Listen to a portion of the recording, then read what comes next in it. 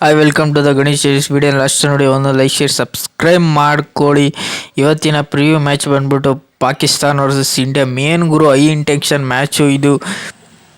ಇಂಡಿಯಾದಲ್ಲಿ ಎಲ್ಲರೂ ಆತುರವಾಗಿ ಕಾಯ್ತಿರೋ ಮ್ಯಾಚ್ಗೆ ಇದೊಂದೇ ಅನ್ಬೋದು. ಒಟ್ಟಿನಲ್ಲಿ ಇಂಡಿಯಾ ಪಾಕಿಸ್ತಾನದಾಗ ಹೈ ಇಂಟೆನ್ಷನ್ನು ನೆಕ್ಸ್ಟ್ ಲೆವೆಲ್ಲು ಎಲ್ಲ ಇರುತ್ತೆ ಅನ್ಬೋದು. ಒಟ್ಟಿನಲ್ಲಿ ಮೇನ್ ಗುರು ಇಲ್ಲಿ ಪಿಚ್ ರಿಪೋರ್ಟದಲ್ಲಿ ಅಂತ ಏನು ಚೇಂಜಸ್ ಇಲ್ಲ. ಸೇಮ್ ಪಿಚ್ ಇಂಡಿಯಾ ಬಾಂಗ್ಲಾದೇಶ ವಿರುದ್ಧ ಆಡಿದ ಪಿಚ್ಚಲ್ಲೇ ಪಾಕಿಸ್ತಾನ ವರ್ಸಸ್ ಇಂಡಿಯಾ ಆಡ್ತಾರೆ. ಇಲ್ಲಿ ಮಿನಿಮಮ್ ಸ್ಕೋರ್ ಬಂದ್ಬಿಟ್ಟು 250 ಇಲ್ಲ 270 ಹೊಡಿತಾರೆ. ಮೇನ್ ಇಲ್ಲಿ ಸ್ಕೋರ್ ಎಷ್ಟೇ ಇರಲಿ ಏನೇ ಇರಲಿ, ಪಾಕಿಸ್ತಾನ ಏನಾದ್ರು ಫಸ್ಟ್ ಬ್ಯಾಟಿಂಗ್ ತೊಗೊಂಡ್ರೆ ನನ್ನ ಪ್ರಕಾರ ಒಂದು 300 ಹೊಡಿಬೋದು. ಇಂಡಿಯನಾದ್ರು ಫಸ್ಟ್ ಬ್ಯಾಟಿಂಗ್ ತೊಗೊಂಡ್ರೆ 300-350 ಹೊಡೆಯೋ ಚಾನ್ಸ್ ಇದೆ ಅನ್ಬೋದು. ಒಟ್ಟಿನಲ್ಲಿ ಪಾಕಿಸ್ತಾನ ಈಗ ಆಡಿರೋ ಮ್ಯಾಚ್ಗಳಲ್ಲಿ ಅಂತ ಹೇಳ್ಕೊಳ್ಳೋ ಮ್ಯಾಚ್ ಚಾಂಪಿಯನ್ ಟ್ರೋಫಿಯಲ್ಲಿ ಸೋತವ್ರೆ ಅನ್ಬೋದು ನ್ಯೂಜಿಲ್ಯಾಂಡ್ ವಿರುದ್ಧ.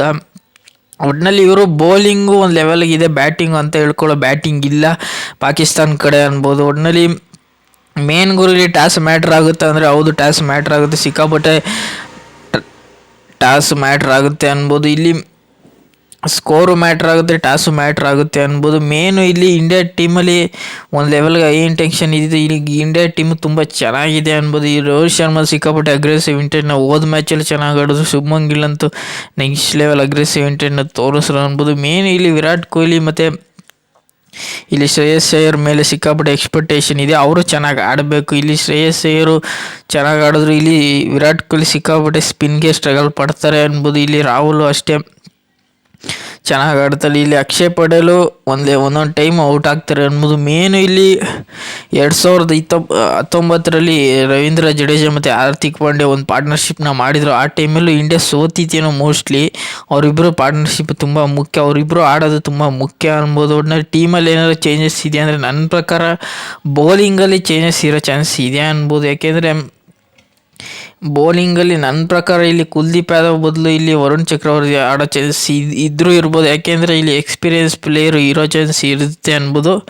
ಸೇಮ್ ಟೀಮೇ ಇರುತ್ತೆ ಅನ್ಬೋದು, 99% ಇದೇ ಟೀಮೇ ಇರುತ್ತೆ ಅನ್ಬೋದು. ಒಟ್ಟಿನಲ್ಲಿ ಮೇನ್ ಗುರು ಇಲ್ಲಿ ವಿರಾಟ್ ಕೊಹ್ಲಿ ಮೇಲೆ ಸಿಕ್ಕಾಪಟ್ಟೆ ಎಕ್ಸ್ಪೆಕ್ಟೇಷನ್ ಇದೆ. ಅವರು ಫಾರ್ಮಲ್ಲಿ ಇದ್ದರೆ ಒಂದೊಂದು ಮ್ಯಾಚಲ್ಲಿ ಸ್ಪಿನ್ಗೆ ಔಟ್ ಮಾಡ್ತಾರೆ, ಸಿಕ್ಕಾಪಟ್ಟೆ ಸ್ಟ್ರಗಲ್ ಪಡ್ತಾರೆ ಇಲ್ಲಿ ವಿರಾಟ್ ಕೊಹ್ಲಿ ಅನ್ಬೋದು. ಇಲ್ಲಿ ಶ್ರೇಯಸ್ ಅಯ್ಯರು ಅಷ್ಟೇ ಸಿಕ್ಕಾಪಟ್ಟೆ ಎಕ್ಸ್ಪೆಕ್ಟೇಷನ್ ಇದೆ ಅನ್ಬೋದು. ಒಟ್ಟಿನಲ್ಲಿ ಮೇನ್ ಗುರಿ ಓಪನಿಂಗ್ ತುಂಬ ಚೆನ್ನಾಗಿದೆ ಇಂಡಿಯಾ ಟೀಮಲ್ಲಿ ಅನ್ಬೋದು. ಒಟ್ಟಿನಲ್ಲಿ ಖಡಕ್ಕು ಬ್ಯಾಟಿಂಗ್ ಟೀಮ್ ಇದೆ, 8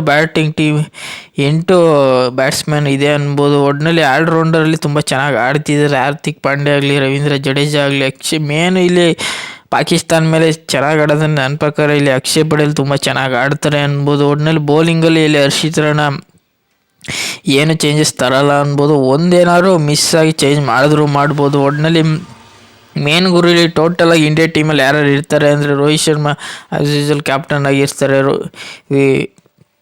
ಶುಭ್ಮನ್ ಗಿಲ್, ವಿರಾಟ್ ಕೊಹ್ಲಿ, ಶ್ರೇಯಸ್ ಅಯ್ಯರು ಮತ್ತು ರಾಹುಲ್ ಮತ್ತು ಅಕ್ಷಯ್ ಪಟೇಲು.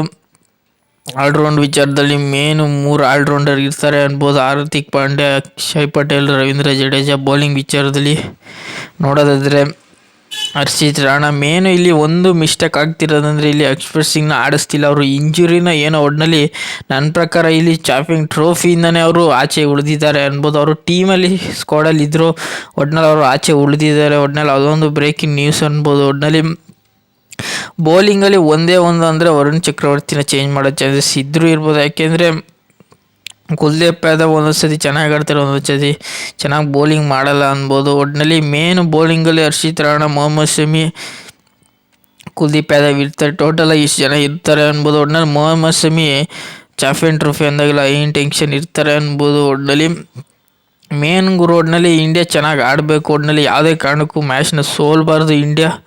ಒಟ್ಟಿನಲ್ಲಿ ಇಂಡಿಯಾ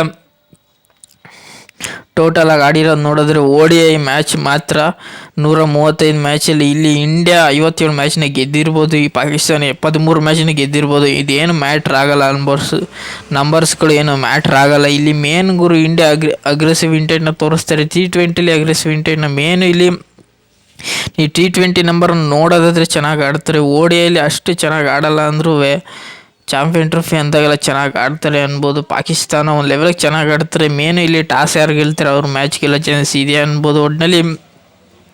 ಒಟ್ಟಿನಲ್ಲಿ ಇವರು ಟೋಟಲಾಗಿ 73 ಮ್ಯಾಚ್ ಗೆದ್ದಿದ್ರೆ ಇಂಡಿಯಾ 53 ಮ್ಯಾಚ್ ಗೆದ್ದಿದೆ. ಇದೇನೋ ಇಂಡಿಯಾ ಸೋತ್ಬಿಡ್ತಾರೆ ಅನ್ಕೋತಾರೆ, ಇಲ್ಲ ಅವರು ಒಟ್ಟಿನಲ್ಲಿ ಇಂಡಿಯಾ ಗೆದ್ದೇ ಗೆಲ್ತಾರೆ.